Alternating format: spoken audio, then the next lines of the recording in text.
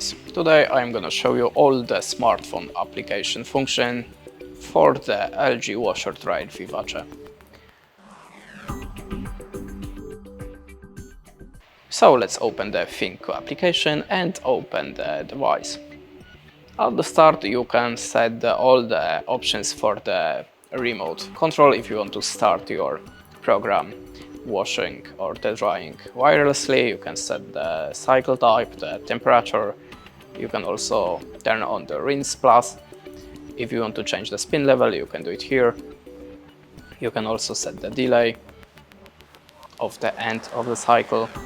In the next step you can select the additional functions and the detergent and softener level. Now let's go to the useful features. And now, as you can see, we can download more cycles, check the favorites, add something or remove. You can also check the top clean couch,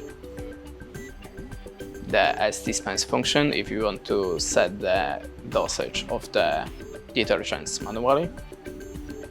You can also check the energy monitor with the energy usage and number of the cycles and the cycles used.